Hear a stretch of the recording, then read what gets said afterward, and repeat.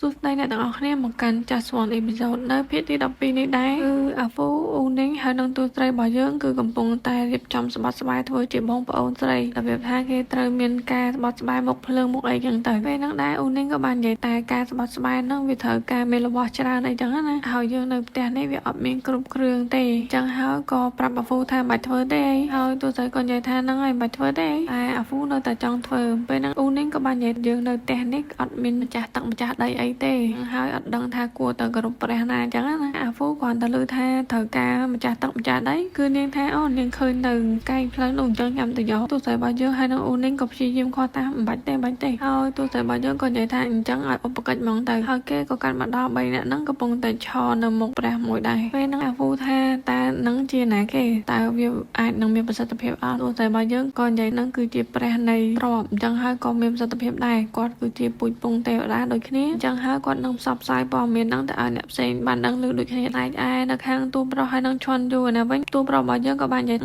ងៃនេះផ្កាយច្រើនស្អាតគួរតែបិទភ្លើងដើម្បីគយគុណផ្កាយដើរហ្នឹងទូប្រុសរបស់យើងក៏ឃើញភ្លើងទូប្រុសរបស់យើងក៏បានសួរទៅឈន់យូរភ្លើងអីគេណានោះឈន់យូរក៏បាននិយាយថាអូភ្លើងហ្នឹងគឺខាងទូត្រីទៅតែនាំអ្នកថ្មីមកម្នាក់ទៀតហើយគឺម្នាក់ត្រីហ្នឹងបានជួយទូត្រីវាយមនុស្សអាក្រក់នៅឯផ្សារកាលពីថ្ងៃមិញហើយឥឡូវហ្នឹងពួកគេទាំង3នាក់កំពុងតែស្បត់ស្បាយជាមួយគ្នាទូប្រុសរបស់យើងក៏បាននិយាយថាទូស្រីកំពុងតែធ្វើជំនួញឬមួយក៏ចង់ខ្លាយទៅជាអ្នកសំទានរបៀបថានាំគេមកមានតែរឿងដាក់ខ្លួនចឹងកាត់មកដល់ខាងនារីត្រេងខណាវិញគេកំពុងតែដុតភ្លើងរៀបនឹងអានពាក្យស្បត់ស្បាយហើយអាហ្វូជាអ្នកចាប់ផ្ដើមនិយាយមុនដោយសារតែការស្បត់ស្បាយហ្នឹងគេត្រូវអានពាក្យច្រើនចឹងណាអាហ្វូរបស់យើងខំលួចមើលផងអីផងនៅតែពិបាកអានពេកហ្នឹងក៏បាននិយាយថាអូស្បត់ស្បាយអីក៏ពិបាកម្លេះទូស្រីរបស់យើងនៅពេលដែលឃើញថាពិបាកពេកក៏បាននិយាយអញ្ចឹងយើងធ្វើអញ្ចេះវិញទៅហើយទូស្រីរបស់យើងក៏បាននិយាយឃ្លានឹងបើទោះបីជាមិនបានកើតនៅក្នុងថ្ងៃខែឆ្នាំតែមួយតែសូមឲ្យមានបាននៅក្នុងថ្ងៃខែឆ្នាំតែមួយជាមួយអាហ្វូឮអញ្ចឹងហើយក៏មានអារម្មណ៍ថាអូល្អតាចង់និយាយថាវាងាយខ្លីហើយវាស្រួលស្ដាប់អញ្ចឹងណាហើយពួកគេទាំង3នាក់ក៏ចាប់ផ្ដើមនិយាយពាក្យហ្នឹងទាំងអស់គ្នាអញ្ចឹងទៅដឹងអញ្ចឹងការស្បត់ស្បែកនៅពេលដែលនិយាយពាក្យសម្បត្តិហើយហ្នឹងគឺគេផឹកហើយគប់ចានចោលអញ្ចឹងណាពេលណាអាហ្វូគ្រាន់តែផឹកហើយហ្នឹងក៏គប់ចានចោលឡើង2នាក់នោះឡើងភ័យអាហ្វូឡើងលេឡើងមែនតែអត់ដឹងថាតើខ្លួនហ្នឹងធ្វើត្រូវឬមួយក៏អត់ទេឃើញអញ្ចឹងទូស្រីរបស់យើងក៏បោកចានដែរទៅមកដល់នៅថ្ងៃស្អែកថ្មីនេះគឺនៅពេលដែលទូស្រីចាប់ផ្ដើមរៀបចំធ្វើគ្រឿងក្រអូបថ្មីតែគ្រឿងក្រអូបហ្នឹងគេមានហើយក៏បានពិភាក្សាពីលំនាំនៃការធ្វើអញ្ចឹងណាថាត្រូវធ្វើពីណាតាណាអីចឹងទៅទូស្រីរបស់យើងក៏បាននិយាយថាស្រីសុននិយាយថាយកម្សៅពោតជាតំណប់នៃការធ្វើម្សៅក្រអូបហ្នឹងហើយគ្រឿងក្រអូបហ្នឹងគឺរោយពីលើហើយសិនជាធ្វើអញ្ចឹងគឺម្សៅពោតហ្នឹងវារៀងកាត់ក្លិនក្រអូបខ្លះអញ្ចឹងណាហើយផ្កាមូតាន់ដែលយើងក្រងនឹងធ្វើហ្នឹងអាចនឹងក្លិនវាអត់សូវល្អទេអញ្ចឹងហើយបើសិនបើយើងនៅតែប្រើវិធីសាស្ត្រចាស់ដដែលហ្នឹងអាចនឹងថាការលក់ដូររបស់យើងក៏វាមិនខុសអីពីលើកមុនដែរទូស្រីរបស់យើងក៏បានលើកឡើងថាបើសិនបើយើងលាយក្លិនជាមួយនឹងម្សៅពោតត្មងទៅអញ្ចឹងក្លិនដើមរបស់វាហ្នឹងអាចនឹងនៅប្រសើរឡើងជាងមុនមានន័យថ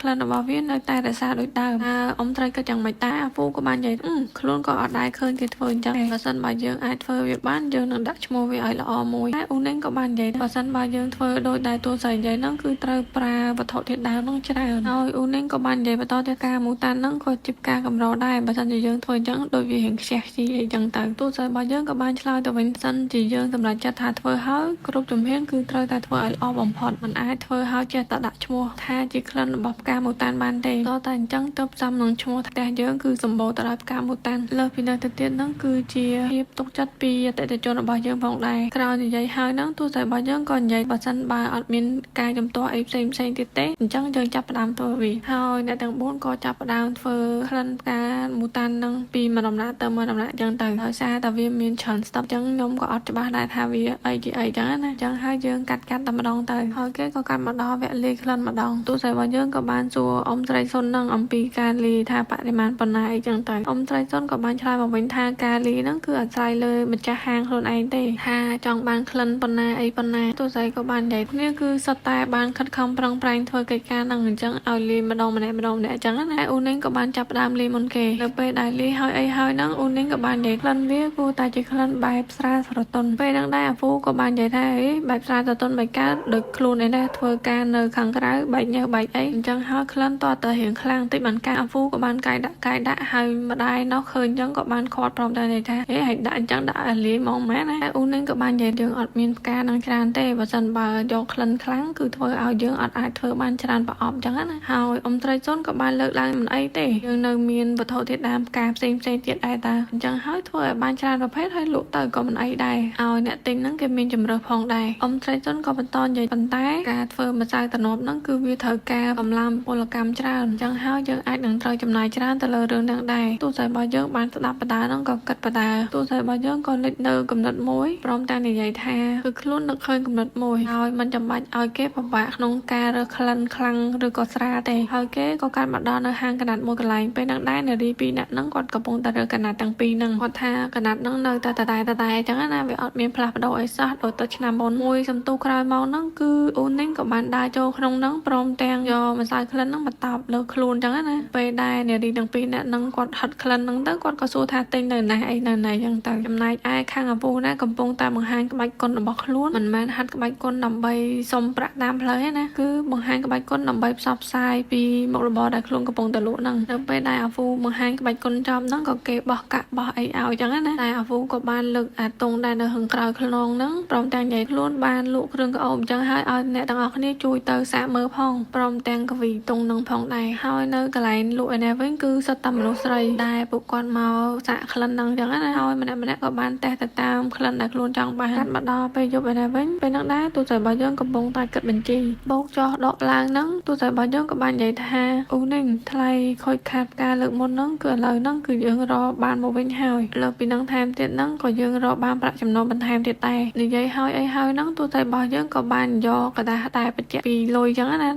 ដូចផ្សេងអញ្ចឹងទូទៅរបស់យើងក៏បាននិយាយថាការរកស៊ីត្រូវតែចែកស្មើគ្នាហើយទូទៅក៏បន្តនិយាយទៀតថាចំណូលដែលធ្វើទាំងប្រហែលខែហ្នឹងគឺនៅក្នុងกระดาษហ្នឹងទាំងអស់ហើយមករយៈពេលទៅហ្នឹងអូននាងនឹងអាចនាំប្អូនប្រុសមកនៅជាមួយខ្លួនបានហើយពេលហ្នឹងដែរអូននាងពិតជារំភើបមែនតើការនៅជាមួយឪពុកម្ដាយក៏ឪពុកម្ដាយមិនសូវជាឲ្យតម្លៃព្រោះគាត់ស្រឡាញ់តែកូនប្រុសហើយដល់ពេលរៀបការហើយបានប្តីហ្នឹងក៏ពិបាកទៀតហើយនៅពេលនេះគឺខ្លួនអាចរកចំណូលដល់ខ្លួនឯងផ្ទាល់គឺពិតជាអារម្មណ៍មួយដែលពិបាកពណ៌នាមែនតើលើពីហ្នឹងទៅទៀតគឺខ្លួនក៏អាចនឹងយកប្អូនមកនៅជាមួយខ្លួនផងដែរកាត់មកដល់ថ្ងៃស្អែកថ្មីនៅឯខាងវាំងឯនេះម្ដងគេកំពុងតែរៀបចំដើម្បីបើកកិច្ចប្រជុំបើមើលទៅគឺពួកគាត់ពិតជាចាំព្រះអង្គម្ចាស់យូរហើយក៏មានបារម្ភម្នាក់លើកឡើងបើសិនជាព្រះអង្គម្ចាស់ឈឺហេតុអីក៏មិនសុំច្បាប់ឈឺទៅមិនបានត្រូវឲ្យពួកគាត់ចាំអញ្ចឹងណាពេលហ្នឹងដែរលោកគ្រូជីក៏លើកឡើងថាអង្គប្រជុំខ្លាយទៅជារោងកុនតាំងពីកាលរងហើយម្នាក់គឺដូចព្យាយាមប្រឹងសម្ដែងណាស់អស់លោកពិតជាមិនហត់ទេអីខ្ញុំមើលនេះឡើងហត់នៅទៅហើយលោកគ្រូជីនិយាយចប់ចាប់តបទូប្រុសរបស់យើងក៏ចាញ់មកដែរដូចដឹងអញ្ចឹងទូប្រុសរបស់យើងហើយនឹងលោកគ្រូជីអត់ទៅស៊ីខ្សែគ្នាប្រហែលទេទូប្រុសរបស់យើងក៏បានចូលមកព្រមទាំងនិយាយថាអង្គម្ចាស់យប់មិញហ្នឹងមើលមេរៀនដល់យប់ជ្រៅ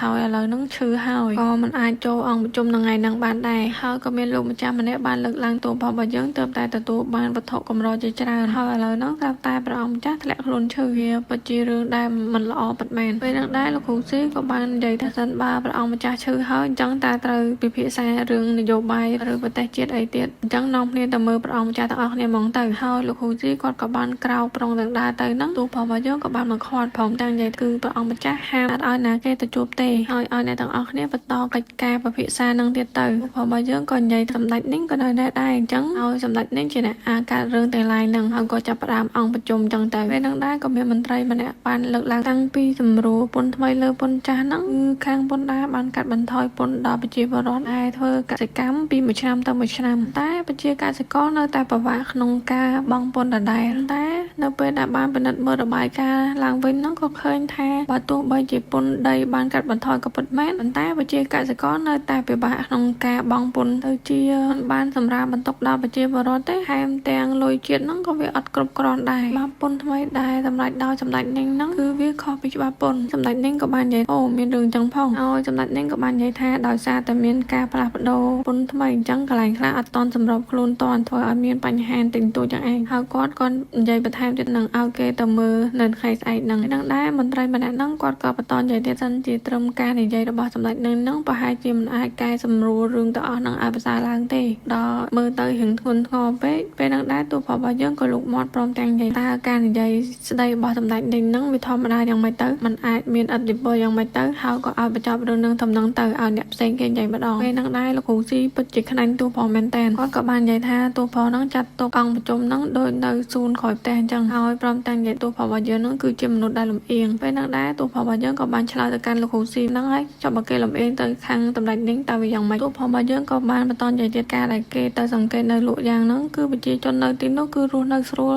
មានទាំងការស្លៀកពាក់ល្អនិងហូបចុកត្រឹមត្រូវទេហើយក៏និយាយបន្តថាដឹកនាំរបស់សម្ដេចនេះហ្នឹងគឺល្អលោកគ្រូស៊ីក៏បាននិយាយទៅកាន់ទូប្រុសតាកិច្ចការតែជាតិហ្នឹងឲ្យសម្ដេចនៃការតូចតាចហ្នឹងមកសម្រាប់តាំងពីពេលណាពេលហ្នឹងដែរទូប្រុសរបស់យើងក៏បាននិយាយទៅកាន់លោកគ្រូស៊ីខ្លួនគឺជាមនុស្សចំណិតរបស់ព្រះអង្គម្ចាស់ដូចជាបងប្អូនអញ្ចឹងតើខ្លួនមិនអាចនិយាយអីបានទេមែនហើយទូប្រុសរបស់យើងក៏បន្តនិយាយទៀតព្រះអង្គម្ចាស់ហើយនឹងសម្ដេចនេះគឺជាបងប្អូនឈាមជ័រជាមួយគ្នាហើយព្រះអង្គម្ចាស់មិនទុកចិត្តតិចញាតខ្លួនឯងទៅទុកចិត្តពួកលោកដែលមានតកោផ្សេងមែនទូប្រុសរបស់យើងក៏និយាយឆ្លោះជាមួយមនុស្សចាស់គឺពិតជាគ្មានន័យទេហើយក៏បានសុំសម្ដេចនេះថាខ្លួននឹងទៅមើលត្រីហើយឥឡូវនៅកន្លែងហ្នឹងទៀតហើយក៏មានមន្ត្រីម្នាក់ទៀតបានចេញមកនិយាយគឺមានការប្តឹងផ្ដាល់ពីសិស្សខាងក្រៅហ្នឹងថាអ្នកជ្រើសរើសមន្ត្រីថ្មីហ្នឹងគឺធ្វើការទូកប៉ាន់អីផ្សេង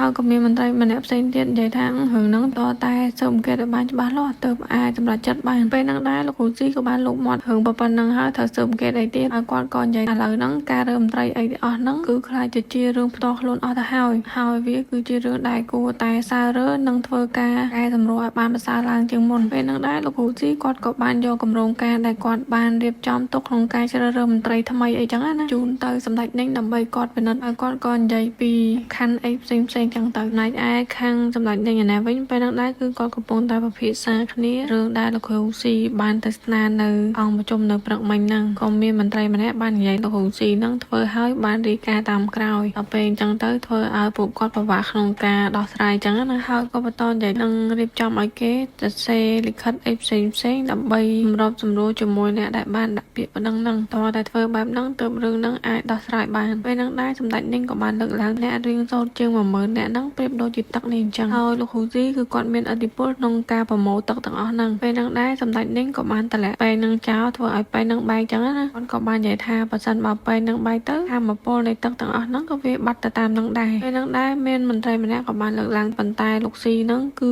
គាត់ជាមន្ត្រីដែលបានបម្រើព្រះអង្គម្ចាស់រយៈពេល2ជំនាន់មកហើយអញ្ចឹងហើយឲ្យសម្ដេចនេះហ្នឹងគិតឡើងវិញអញ្ចឹងណាពេលហ្នឹងដែរសម្ដេចនេះក៏បាននិយាយថាលោកគ្រូស៊ីហ្នឹងមិនព្រមចូលនិវត្តន៍ហើយក៏មិនព្រមចោះញោមទៀតហើយគាត់តែងតែខ្វែងកំណត់ជាមួយនឹងសម្ដេចនេះអញ្ចឹងដែរប៉ុន្តែគឺជាព្រះអង្គម្ចាស់ដែលទុកចិត្តលោកគ្រូស៊ីហ្នឹងដល់ពេលអញ្ចឹងគឺយើងមិនអាចធ្វើអ្វីដែលប៉ះពាល់ទៅដល់គាត់ពេកទេហើយសម្ដេចនេះក៏បន្តនិយាយថាប៉ុន្តែគាត់គឺពិតជាអត់ធ្មត់នឹងលោកគ្រូស៊ីហ្នឹងយូរណាស់មកហើយមន្ត្រីទាំងពីររូបនោះក៏បាននិយាយគឺគាត់យល់ហើយយើងក៏អត់ដឹងថាតើគាត់ទាំងពីរអ្នកចង់ធ្វើអីលោកគ្រូស៊ីឬមួយក៏មិនទេប៉ុន្